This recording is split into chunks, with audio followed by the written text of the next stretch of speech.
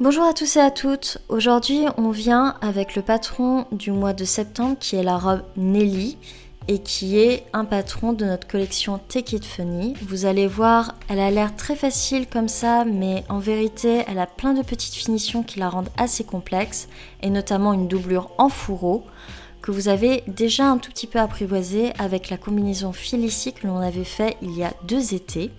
Alors la petite robe Nelly, c'est une robe d'inspiration un peu années 60. On va vous conseiller de choisir un joli tissu qui se tient et surtout une doublure de très bonne qualité. Et on va commencer le pas à pas. Nous allons commencer par le buste et fermer les pinces. Il y a 2 pinces sur chaque buste devant et 2 pinces pour le dos. Alors pour le devant, comme d'habitude, vous allez repérer les pointages et l'écran et fermer les pinces endroit contre endroit. Vous allez repasser la pince qui se trouve sur la couture côté vers le bas et la pince de la taille vers la couture extérieure. Et pour le dos, une fois que vous aurez fermé les pinces, vous allez les repasser vers le milieu dos. Alors faites attention, pour le dos, les pinces ne sont pas comme d'habitude, elles ont des encoches. Il faudra superposer le bord des encoches endroit contre endroit, piquer à 1 cm jusqu'au pointage de fin de passe et faire un bon point d'arrêt.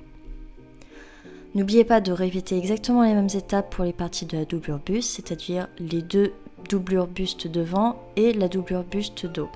Une fois que vous avez tout fini, vous allez venir superposer les devants sur le dos, endroit contre endroit, et épingler les épaules à 1 cm.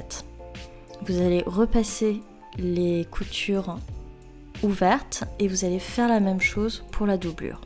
Et cette fois-ci, nous n'allons pas faire de couture au niveau des côtés et nous allons faire une fameuse technique qui s'appelle la technique du burrito que l'on avait déjà expliqué au moment de la combi Felicie et vous allez voir c'est un petit peu technique donc prenez bien votre temps.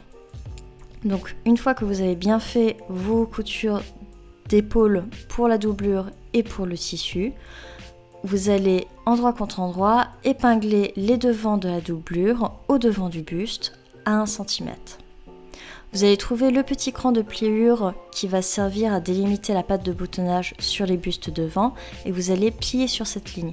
Vous allez voir comme par magie, la ligne d'encolure de la doublure et du tissu vont venir coïncider et vous allez épingler tout du long de justement cette ligne d'encolure et vous allez piquer à 0,75 cm ou à 0,5 cm. C'est très important parce que nous on a fait à 1 cm et on l'a beaucoup regretté par la suite pour pouvoir retourner la doublure, vous allez vite comprendre pourquoi. Une fois que vous avez piqué votre ligne d'encolure, vous allez venir cranter les angles et dégarnir les coins. Et vous allez remettre la doublure sur l'intérieur comme si le vêtement était fini et surtout bien repasser avec beaucoup de vapeur. Vous allez mettre le côté de la doublure face à vous et en commençant par le bord qui est le plus en haut comme vous le voyez sur l'écran, vous allez commencer à rouler petit à petit le buste comme une sorte de crêpe ou de burrito. Donc vous inquiétez pas, si vous voyez pas très bien sur la vidéo, visionnez-la plusieurs fois et vous pouvez également vous référer à la vidéo de la combi Felicie où on a utilisé exactement la même technique. Vous allez continuer donc du coup de rouler le buste et quand vous arrivez presque à la fin, vous allez venir faire passer la doublure par-dessus la partie roulée et vous allez venir la récupérer par en dessous. Vous allez épingler l'emmanchure, vous allez voir c'est cette petite partie qui fait comme un sourire. Et pareil, vous allez venir la piquer à 0,5 cm et non pas 1 cm.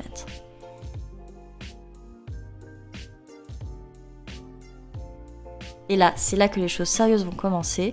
Vous allez retourner en tirant le tissu qui est caché dans la partie dos. Alors, faites attention, allez-y très doucement, ne faites pas craquer votre doublure. Ce que vous pouvez faire, c'est rouler justement ce tissu en surplus qui est caché à l'intérieur de la doublure et du tissu, le rouler également comme une sorte de crêpe et petit à petit le but ça va être de le faire passer à l'intérieur justement de la bretelle qui est très très fine. Donc prenez bien votre temps, allez-y petit à petit, sur la vidéo vous allez avoir l'impression que c'est très facile et qu'on fait ça en 2 minutes 30. En vrai c'est la partie la plus difficile et la plus longue de cette robe Nelly, donc prenez bien votre temps. Ne vous arrachez pas les cheveux, tout va bien se passer et dites-vous que ce côté-là est plus difficile, l'autre sera beaucoup plus rapide. Une fois que vous avez réussi à tout retourner, vous allez bien repasser et vous allez remettre à nouveau à plat votre robe comme tout à l'heure et vous allez rerouler comme une crêpe le buste mais en partant de l'autre côté cette fois-ci.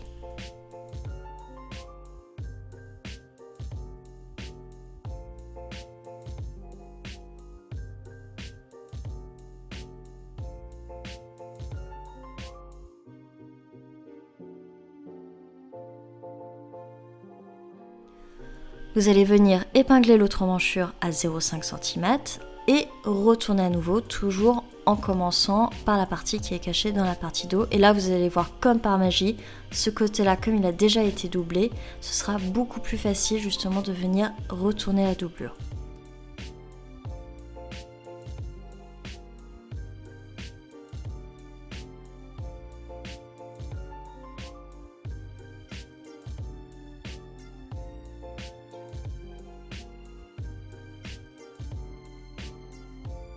Repassez bien, soufflez un bon coup et vous inquiétez pas, vous venez de faire le plus difficile de cette robe. On va ensuite venir fermer les coutures côté. Donc endroit contre endroit, vous allez faire coïncider les coutures de dessous de manche et épingler en une fois les deux parties de la doublure ensemble et les deux parties du tissu ensemble. Et vous allez piquer en une fois une seule couture à 1 cm. Vous repassez bien les coutures ouvertes et vous mettez la doublure comme si le vêtement était fini et vous repassez à nouveau bien. Et vous allez faire la même chose de l'autre côté. Maintenant qu'on a fini le buste, vous allez passer à la partie jupe et vous allez voir, ce sera très facile. Vous allez prendre les devants, repérer l'écran et les pointages de pince et superposer endroit contre endroit pour fermer les pinces. N'oubliez pas de faire de bons points d'arrêt. Pour le dos de la jupe, vous allez voir, il y a également 2 pinces et pareil, vous repérez l'écran, les pointages et vous les fermez en pinçant endroit contre endroit. Une fois que vous avez fini de fermer les pinces, vous allez repasser les pinces du dos vers le milieu et les pinces du devant vers les côtés. Une fois que vous avez fini de fermer les pinces, vous allez prendre les fonds de poche. Alors nous, on a décidé de faire 2 fonds de poche en doublure et 2 fonds de poche en tissu, tout simplement parce que nous n'avions pas assez de tissu. Rien ne vous empêche de faire tout en tissu ou tout en doublure. Nous, on a décidé de faire les fonds de poche qui allaient être du côté du devant en doublure et les fonds de poche qui allaient être contre-peau en tissu. Donc, prenez les fonds de poche en doublure et placez-les endroit contre endroit sur les jupes devant. Elles vont venir se placer sur la couture côté, dans l'angle avec la ligne de taille. Vous allez épingler la ligne de côté et piquer à 1 cm. Et vous allez faire exactement la même chose avec les fonds de poche en tissu que vous allez venir accrocher sur la jupe dos. Vous les piquez, vous repassez les poches vers l'extérieur. Si vous voulez, vous pouvez même faire une petite piqûre de glaçage à 0,2 cm, 0,3 cm. Et endroit contre endroit, vous allez venir superposer les jupes devant sur la jupe dos et épingler tout le pourtour de la poche et de la couture côté. Une fois que c'est fait, vous allez venir piquer à 1 cm et surtout, tout en gardant bien les coutures côté bien à plat, vous allez placer une épingle à 5 cm au-dessus du bas de la poche. Vous allez piquer en ligne droite de l'épingle jusqu'au bas de la poche sur la couture côté. Ça va permettre d'avoir un vrai fond de poche et quand vous glissez des choses justement dans votre poche, que ces objets-là ne ressortent pas quand vous marchez. Une fois que vous avez fait ça, vous allez venir faire un point zigzag sur tout le pourtour comme d'habitude de la poche et de la couture côté. N'hésitez pas à couper les petits fils qui dépassent et repasser la couture en la couchant vers le devant. Maintenant que nous avons fini d'assembler les devants avec les dos au niveau des poches, vous allez rabattre les poches vers le devant, épingler le haut au niveau de la couture de la taille et vous allez pouvoir faire une couture morte à 0,5 cm ou un zigzag afin de bien pouvoir maintenir les poches vers le devant. Et là, on va pouvoir commencer à préparer la patte de boutonnage et l'ourlet. Donc vous allez venir faire un zigzag qui va partir du haut d'un des devants, qui va descendre jusqu'à l'ourlet, faire tout le tour de l'ourlet et remonter sur l'autre devant. Une fois que vous avez fini votre zigzag, vous allez repérer sur le devant l'écran qui indique la patte de boutonnage. Vous allez plier une première fois vers l'intérieur, puis une deuxième fois. N'hésitez pas à utiliser beaucoup de vapeur avec le fer et vous n'avez pas besoin de piquer pour l'instant parce que ce sont les boutons et les boutonnières qui vont venir maintenir cette patte. Alors là, petit conseil, si vous avez un tissu qui est un petit peu mou, n'hésitez pas à mettre un tout petit peu de thermocollant, mais ça on vous l'a indiqué sur les patrons, n'hésitez pas à vous référer au patron quand vous avez un doute. Maintenant qu'on a quasiment fini la partie de la jupe, on va venir l'épingler au buste. Donc endroit contre endroit, vous allez prendre le bas du buste et le haut de la jupe et vous allez faire coïncider les pinces du buste et de la jupe ensemble, les coutures côté du buste et de la jupe ensemble et entre les deux pinces dos de la partie buste, n'hésitez pas à faire des petits plis réguliers pour que les longueurs coïncident. Pourquoi? Tout simplement parce que par la suite, on va venir faire des lignes de smoke. Une fois que vous avez du coup épinglé les lignes de taille, vous allez également replier la patte de boutonnage qui dépasse sur l'endroit. Alors, il faut la replier grosso modo sur le deuxième cran de la patte de boutonnage. Alors, effectivement, si je vous le dis à l'oral, ça risque de ne pas être très clair. N'hésitez pas à regarder plusieurs fois la vidéo. Ça va vous sembler beaucoup plus logique. Et également, on va mettre un petit schéma dans le livret. Donc, une fois que vous avez bien tout épinglé, vous allez piquer à 1 cm, vous allez faire un point zigzag et vous allez couper tous les petits fils qui dépassent. Maintenant que votre buste et votre jupe sont accrochés l'un à l'autre, on va venir plier le bas des pattes de boutonnage. Donc là, c'est un petit peu comme pour la taille.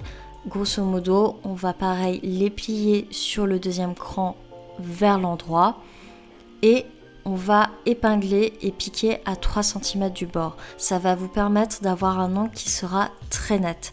Donc pareil, n'hésitez pas à regarder plusieurs fois la vidéo. Une fois que vous avez piqué à 3 cm, vous allez venir retourner le cran et vous allez voir comme par magie, l'ourlet de 3 cm va directement être formé et être très propre. Vous allez pouvoir continuer de plier au fer l'ourlet vers l'intérieur à 3 cm.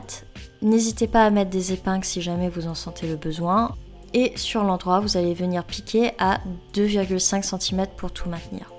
Alors, petite astuce, nous on a décidé de faire directement un zigzag. Rien ne vous empêche pour une plus jolie finition de poser un biais sur le bas du tissu avant de faire l'ourlet. Ça vous permettra de vraiment avoir des finitions qui soient nickel à l'intérieur de la robe. Maintenant que vous avez fini de faire l'ourlet, vous avez presque fini la robe Nelly et du coup, sur le milieu dos, entre les deux pinces, comme je vous disais tout à l'heure, on va venir faire 5 rangées de smoke ou si vous voulez, vous pouvez même en faire un petit peu plus. Donc le but, comme toujours pour les rangées de smoke, c'est que vous allez mettre du fil élastique dans la canette. Pensez bien à régler votre machine au point le plus large et vous allez piquer des lignes à 1 cm d'écart l'une de l'autre. Alors faites attention à ne pas faire de point d'arrêt ni au début ni à la fin et de faire toutes les lignes de smoke en une seule fois. Une fois que c'est fait, sur l'envers, vous allez venir tirer sur le fil élastique pour égaliser les smoke et n'oubliez pas surtout de faire de très bons nœuds pour bien bloquer les fils. Maintenant, on a quasiment fini, on va repasser sur le devant et tracer les boutonnières et l'emplacement des boutons. Alors attention, normalement les boutonnières se font sur le côté droit au porté. Nous on avait un petit défaut sur le tissu qui ne se voit pas à la vidéo, donc on a décidé de faire les boutonnières sur l'autre côté. Mais normalement, n'oubliez pas, elles sont sur le côté droit au porté et les boutons sur le côté gauche au porté.